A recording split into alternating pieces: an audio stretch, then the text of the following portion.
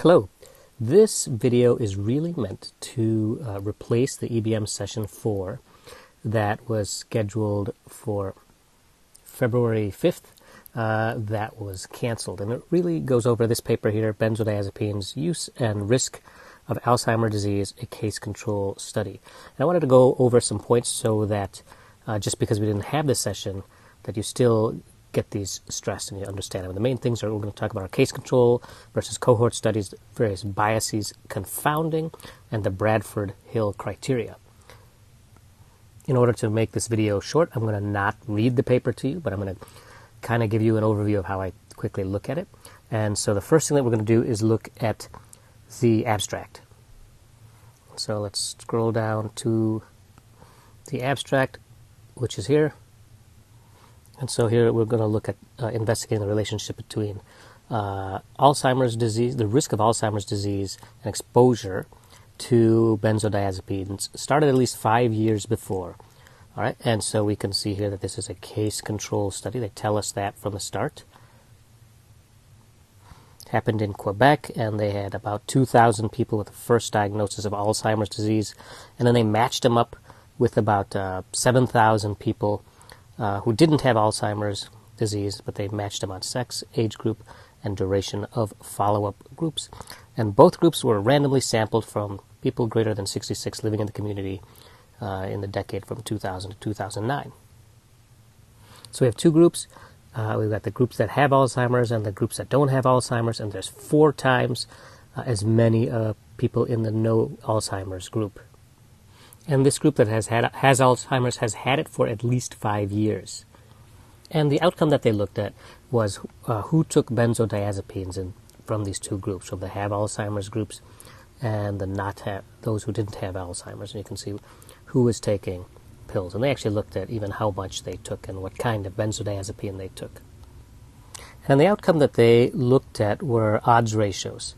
And they wanted to see what is the odds ratio of being on benzodiazepines in the Alzheimer's versus the no Alzheimer's group, and they showed that the odds ratio was 1.51 with a confidence interval of 1.36, and then they did some adjustment on various things, and they got one of 1.43 with a confidence interval of 1.28 to something that is covered up with this guy.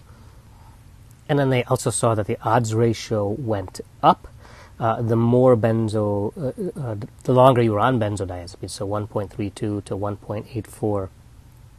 And it also went up if you were on drugs with a longer half-life. So the shorter half-life had one of 1.43 and 1.70 for those with the shorter half-life. Now, one thing you should know, again, look at the confidence interval, 1.2 something to 1.6, and then this is 1.46 to 1.98.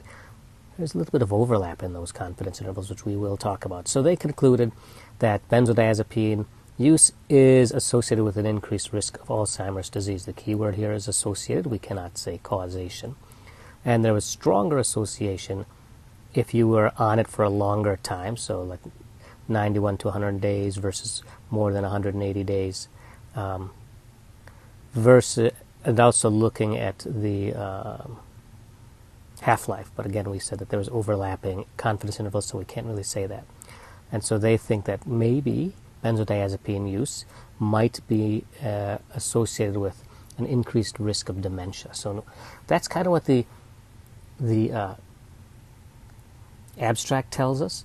And so looking again, we have a case control study here, right? They told us that here, but these are the cases, those with Alzheimer's, and these are the controls, those without Alzheimer's.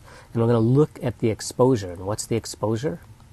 The exposure is that they got benzodiazepines. The outcome is, of course, Alzheimer's dementia. All right, and they think that it did have an increased risk. There's a video called Odds Ratios and Risk Ratios that you should watch before moving on with this one, which I'm going to pair with this in the material that you're going to get, because it goes into some important ideas of why we're using odds ratios and how they work here. The next thing we should do after reading the abstract is to look at the tables. And this paper is strange in that all the tables are located at the end, but whatever. And so let's look at Table 1, and the Table 1 looks at the different uses that they had given benzodiazepines, so for decreasing anxiety as well as for a little bit of sedation. And then they looked at the different meds that they have and the half-lives of them. So they put them into two categories, long-acting and short-acting half-lives. And the ones that we would give as anxiolytics are these right here. These are the long-acting ones, and the short-acting ones are over here. And the ones that we might use for sedation or hypnotics are listed here. And we also have anticonvulsants, long-acting one here, listed there. Okay, now let's look at the next table. This next table, Table 2, looks at the cases and the controls and different characteristics of these people.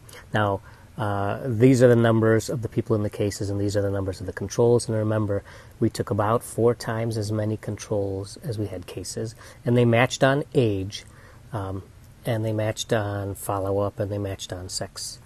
And so what we want to do is make sure that these two groups are about the same in all the important characteristics.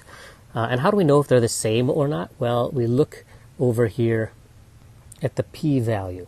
Okay, so a p-value, less than 0.05, we tend to say that the two groups are different.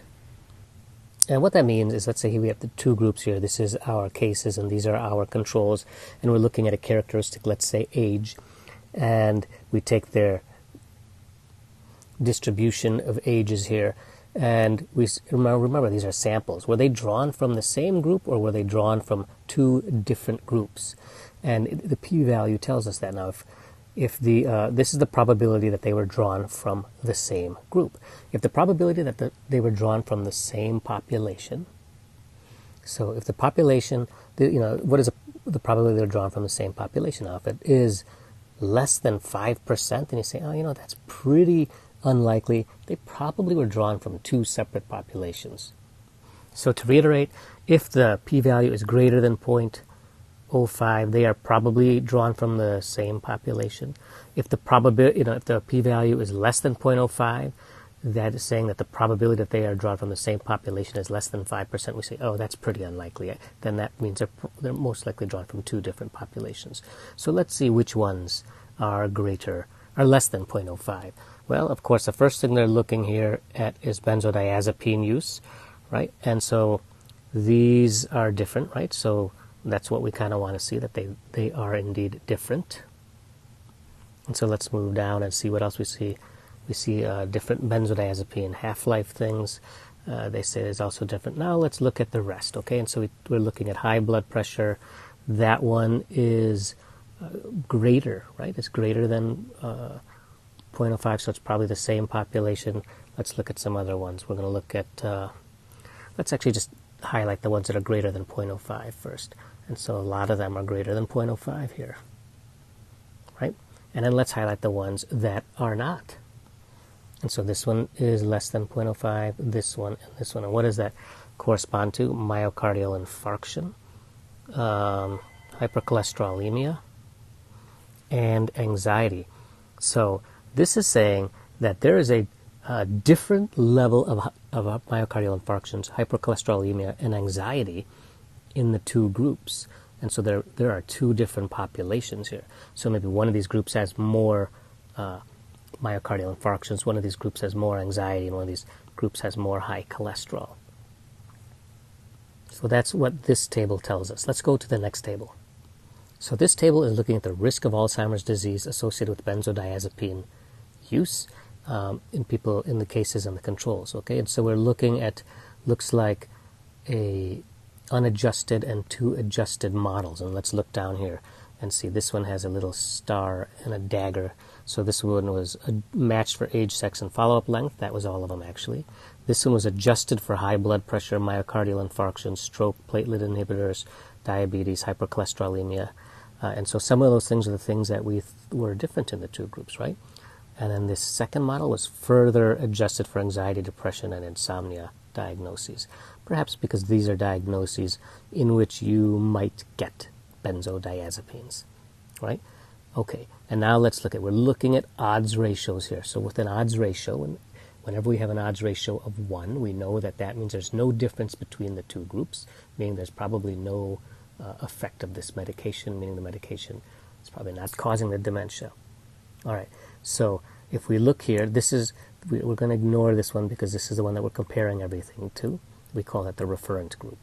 So this one, the odds are 1.52 greater with a confidence interval that does not include 1 of having Alzheimer's in users versus non-users. And then as they adjust for things, you can see that the number goes down a little bit, but it still stays above 1, including the confidence interval. Now let's look at the doses. So the more days, the longer that you take, right? 1 to 90 days, 91 to 180 days, greater than 100 days. Does that do anything? Well, yeah, look, it goes up, right? It goes from 1.08. Of course, this is not significant. 1.33, this is barely significant, to 1.85.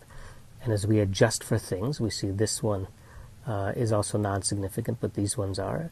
It goes up, and it goes up again. So the longer you're on it, the greater the odds ratio. But for the 1 to 90 day one, these ones are not significant.